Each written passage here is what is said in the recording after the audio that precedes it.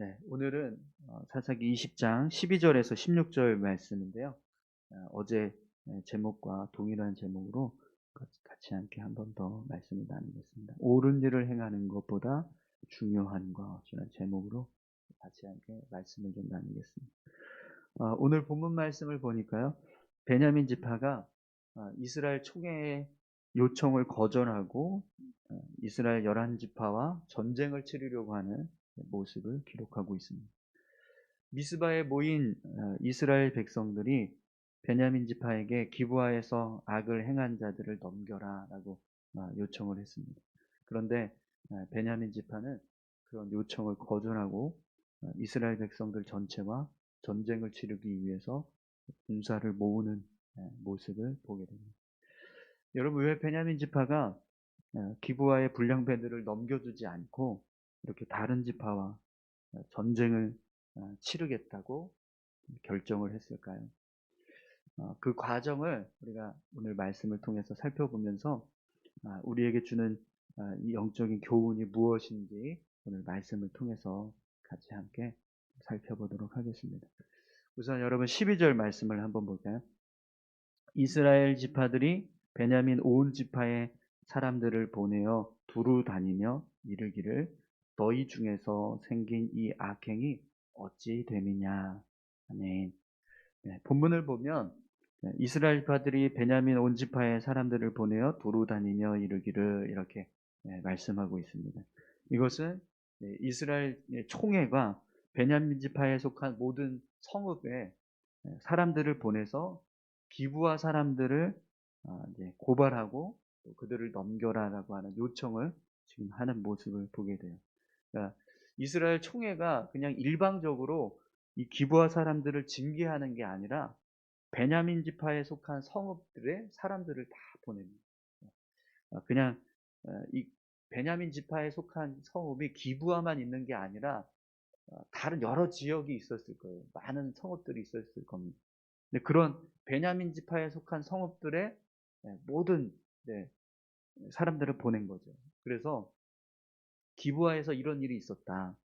그러니 이 악행을 저지른 기브아 사람들을 우리에게 넘겨라. 이렇게 요청을 하고 있는 거죠. 여러분 분명히 베냐민 지파도요. 레위인이 보낸 시신을 받았을 거예요. 이 시신의 일부를 조각을 받았을 겁니다. 그렇기 때문에 이미 기브아에서 어떤 일이 일어났는지, 어떤 악행이 저질러졌는지 알고 있었을 겁니다. 어제 우리 말씀에서 보면 3절에 이스라엘 자손이 미스바에 올라간 것을 베냐민 자손이 들었더라 이렇게 기록하고 있습니다. 이것을 볼 때 베냐민 지파가 모든 사건의 정황을 다 알고 있다라는 거죠. 이스라엘 총회가 왜 미스바에 모였는지 또 그 원인이 무엇이었는지 이런 모든 것들을 베냐민 지파도 다 알고 있었다라는 거예요. 그러면 여러분 이스라엘 총회가 베냐민 지파에게 기브아 사람들을 징계하도록 넘겨라 이렇게 요청을 했을 때 어떻게 행동하는 것이 옳을까요? 당연히 기브아 사람들을 이스라엘 총회에 넘겨주는 것이 하나님 앞에서 제대로 된 어떤 모습일 겁니다. 그들을 징계함으로 인해서 이스라엘이 다시 하나님 앞에서 거룩함을 회복할 수 있는 기회니까요. 그런데 베냐민 지파는 이런 요청을 거절을 해요. 그리고 전쟁을 선택합니다. 여러분 13절 14절 말씀을 한번 볼까요?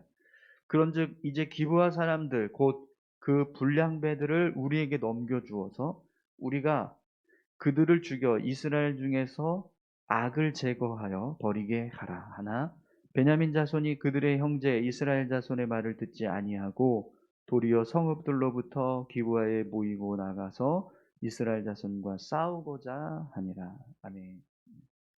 이스라엘 총회가 베냐민 지파에게 이렇게 이야기했습니다. 이제 기브아 사람들 곧 그 불량배들을 우리에게 넘겨주어서 우리가 그들을 죽여 이스라엘 중에서 악을 제거하여 버리게 하라. 여러분 이 말씀은 하나님 앞에서 이스라엘 전체가 악한 모습이 되지 않기 위해서는 기브아 사람들을 징계해야 한다 이런 뜻입니다. 베냐민 지파를 포함해서 모든 이스라엘 지파가 하나님 보시기에 합당한 모습으로 세워지기 위해서는 반드시 기브아 사람들을 징계해야 하는 거죠. 그런데 베냐민 지파는 오히려 이스라엘 총회의 말을 듣지 않고 오히려 싸우려고 기브아에 사람들이 모이기 시작했다는 거죠. 여러분, 왜 이렇게 지금 이런 일이 벌어질까요? 지금 베냐민 지파가 선택한 것은 어떤 모습이죠? 우리 지파에 속한 사람들은 다른 지파에게 절대로 넘겨줄 수 없다. 이런 지금 선택을 한 거잖아요. 그 이유가 우리 지파, 우리 식구, 우리 지파에 속한 기브아 사람들이 더 중요하다라는 거예요. 우리는. 이스라엘 백성들이 하나님 앞에서 거룩함을 잃어버리고 악한 모습으로 비춰지는 것보다 우리는 우리 식구를 지키는 게 더 중요하다. 이렇게 지금 선택을 했다라는 거예요. 그러니까 인간적인 눈으로만 보면 어쩌면 베냐민 지파는 자기 식구들을 더 잘 챙겨주는 어떤 의리 있는 모습으로 보여질 수도 있습니다. 그런데 베냐민 지파가 지금 저버린 것이 무엇입니까? 하나님 앞에서 이스라엘 백성들 전체가 거룩해질 수 있는 기회를 저버렸다는 거예요. 그러니까 공동체 전체가 죄악으로 물들지 않을 수 있도록 악을 제거해야 되는데 우리는 그 일보다 우리 지파 사람이 보호받고 지켜지는 게 더 중요하다. 이렇게 지금 생각을 했다라는 거죠. 여러분 어떠세요? 내 식구를 챙기는 게 중요할까요? 아니면 공동체가 하나님 앞에서 거룩함을 회복하는 게 더 중요할까요? 내 가족이 하나님 앞에서 범죄해서 징계를 받아야 되는데 그러려면 우리가 가족을 다른 사람들에게 내어줘야 해요. 그러면 가족을 내가 배신하는 그런 행위가 되는 거잖아요. 가족의 입장에서 본다면. 그런데 그것이 공동체를 세우고 공동체를 살리는 길이라고 할 때 여러분 어떻게 하는 게 하나님 보시기에 합당한 모습이 될 수 있을까요? 베냐민 지파의 이 선택이 과연 옳을 수 있을까? 인간적인 생각으로만 보면 그렇게 행동하는 것이 맞을 수도 있습니다. 왜냐하면 누가 아무리 내 가족이 죄를 지었다고 해서 그 가족을 함부로 징계를 받게 하고 죽음에 이르게 하기 위해서 내어줄 수 있는 사람이 있겠습니까? 그런데 인간적인 눈으로만 보면 그렇지만 하나님 앞에서 영적인 눈으로 보면 베냐민 지파의 선택은 잘못된 선택입니다.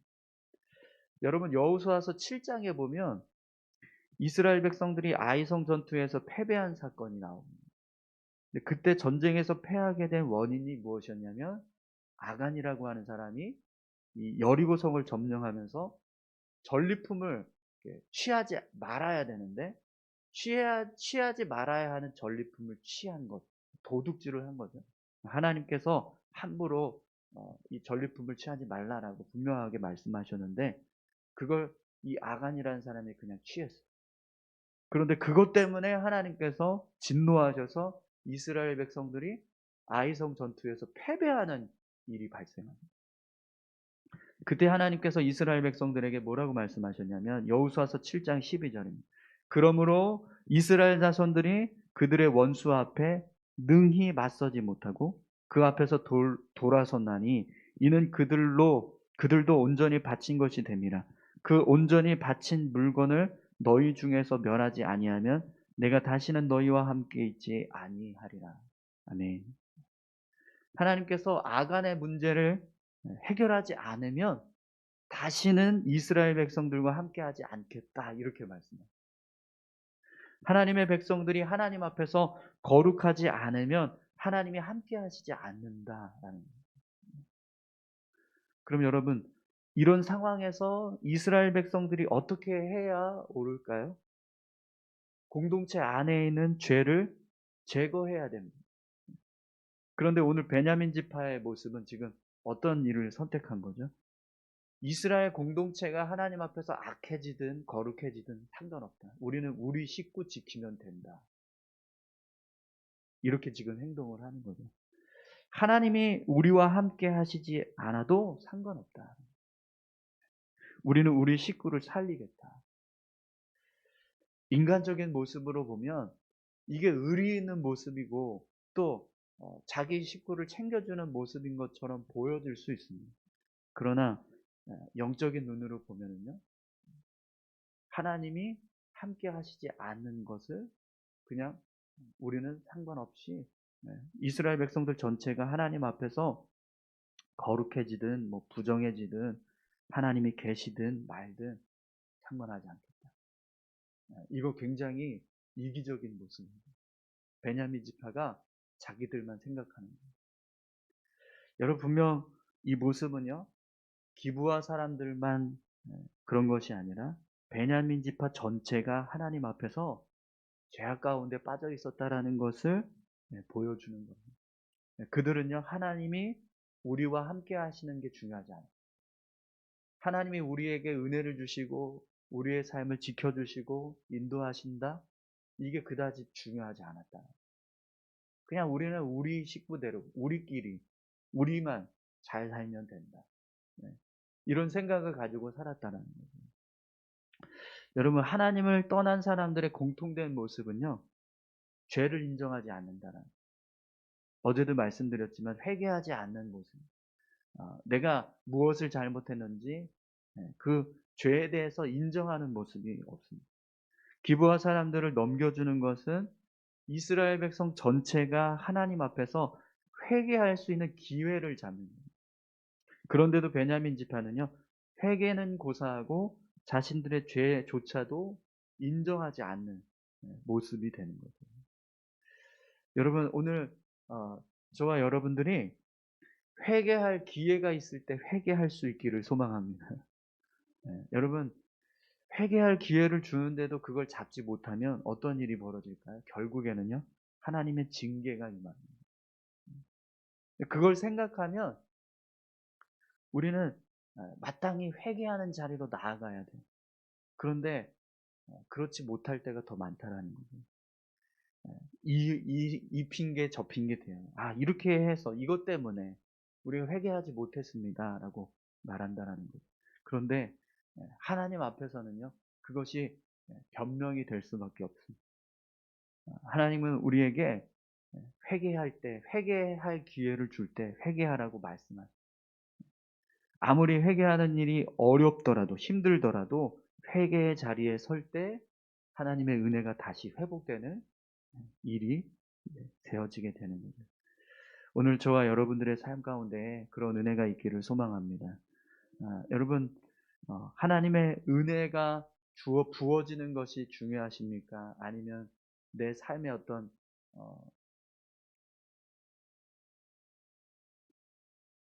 누군가를 저버려야 되고 또 누군가에게 내가 어떤 관계를 깨트리는 그런 일들을 행하는 것이 더 중요한 거예요.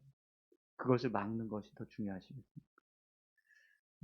우리가 삶을 살아가다 보면 이런 세상적인 것들과 하나님의 은혜에 대해서 갈등해야 되는 상황들이 벌어집니다.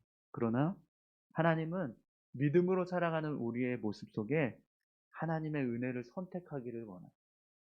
관계가 깨어지는 것, 그리고 누군가를 우리가 저버려야 되는 것, 그런 모습들이 우리에게 아픔이 되고 또 어떤 아쉬움이 되고 힘든 일이 될 수 있지만, 그럼에도 불구하고 믿음을 선택하는 모습이 필요하다는 거죠. 그래서 예수님도 우리에게 그런 말씀을 하셨죠. 내가 이 땅에 온 것은 사람들을 죄를 사하고 구원하기 위해서 온 것이 아니라 다투고 싸우기 위해서 왔다, 이런 말씀도 하셨죠. 아버지, 내가 이 땅에서 살면서 나를 위해서 전토를 벌이고 부모를 버리고 자식을 버리고 또 이런 일을 할 때 천국에서는 더 큰 상급을 받게 될 것이다, 이런 말씀도 하셨잖아요. 왜 그런 말씀을 하셨을까요? 이 땅에서의 삶의 모습보다 우리가 믿음을 선택하고 삶을 살았을 때 그 모습이 결국에는 하나님 앞에 섰을 때 더 귀하다라는 것을 말씀하시는 겁니다. 베냐민 지파도 똑같습니다. 자기 식구를 내어주는 것 힘든 일이에요. 기부와 사람들을 이렇게 이스라엘 총회에 내어주는 건 어려운 일이에요. 그러나 그렇게 해야 이스라엘 전체가 하나님 앞에서 거룩함을 회복할 수 있고 하나님의 은혜가 다시 이스라엘 땅에 임하게 되는 모습이 이루어지는 거예요. 그렇기 때문에 그걸 생각한다면 기부와 사람들을 넘겨주는 일이 어렵더라도 그걸 해야 한다는 거예요. 오늘 우리에게 그런 믿음이 있기를 소망합니다. 하나님 앞에서 거룩함을 잃어버리는 것이 내게는 더 큰 문제다. 그렇기 때문에 어떤 것보다도 더 하나님 앞에서 바르게 세워져 가는 모습을 나는 선택하길 원한다. 이것이 믿음의 모습인 줄 믿습니다.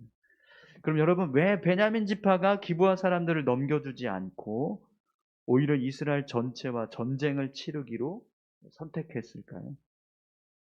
15절 16절 말씀을 한번 보겠습니다. 그때 그 성읍들로부터 나온 베냐민 자손의 수는 칼을 빼는 자가 모두 2만 6천 명이요 그 외에 기부하 주민 중 택한 자가 700명인데 이 모든 백성 중에서 택한 700명은 다 왼손잡이라 물매로 돌을 던지면 조금도 틀림이 없는 자들이더라. 아멘.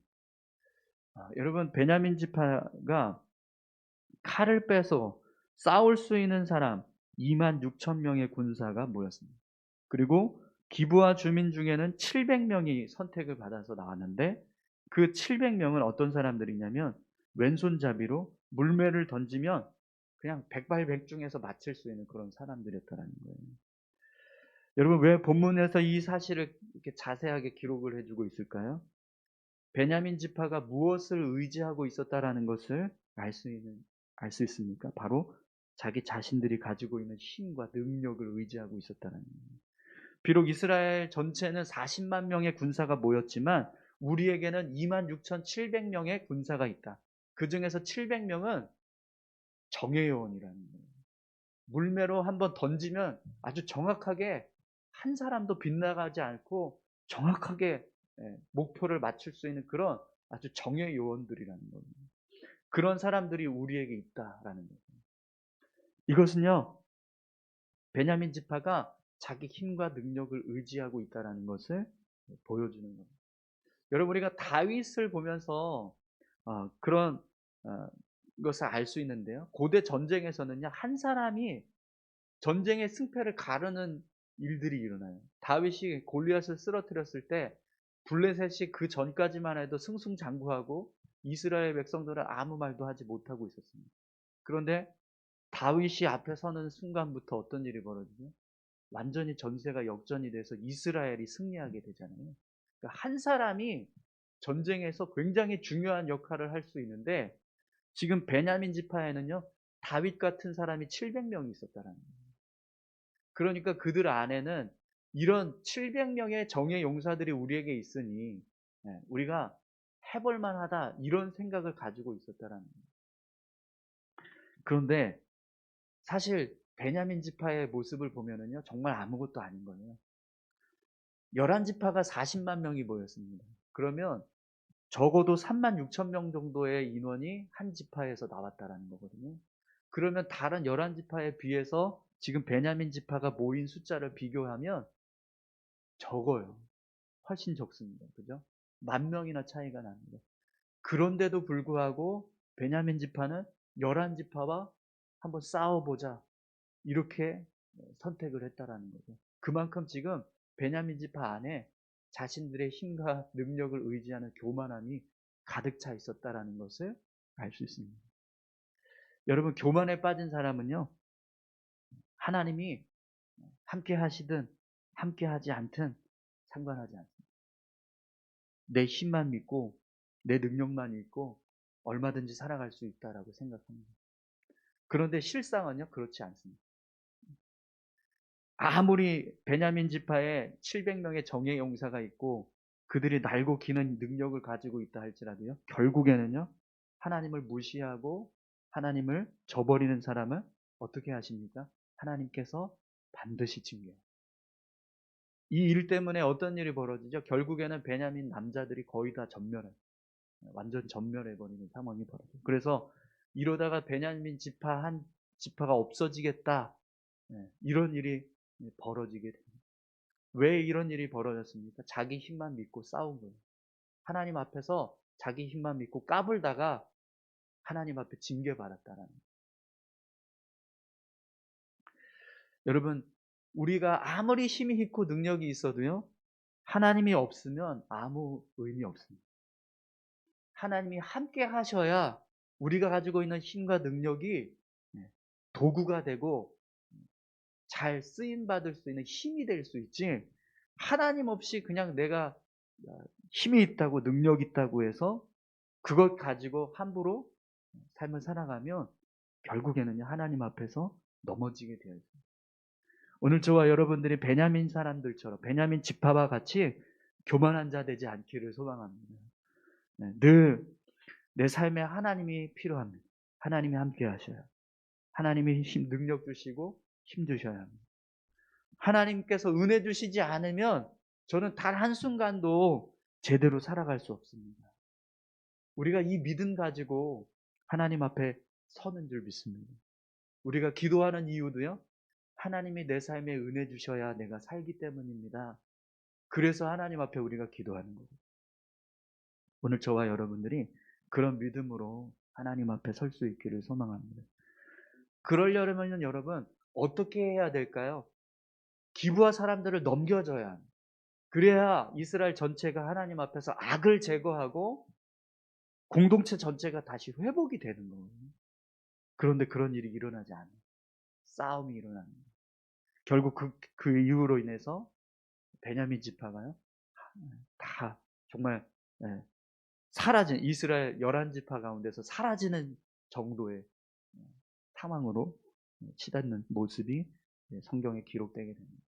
오늘 우리의 삶이 하나님 앞에서 교만에 빠져서 함부로 삶을 살아가다가 하나님 앞에 징계받는 그런 삶이 아니라 하나님의 은혜를 더 사모하고 하나님의 능력을 힘입어서 하나님께서 주시는 귀한 은혜를 힘입어 살아갈 수 있는 그런 모습들이 우리 가운데 있었으면 좋겠습니다.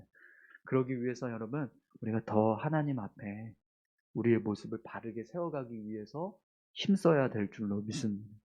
우리 안에 있는 어떤 죄된 모습을 제거하고 하나님 앞에 바르지 못한 모습이 있을 때 그것을 바르게 세워가는 것, 그것이 결국 하나님의 은혜를 우리의 삶에 다시 흘러가게 하는 그런 은혜의 모습이 될 줄 믿습니다.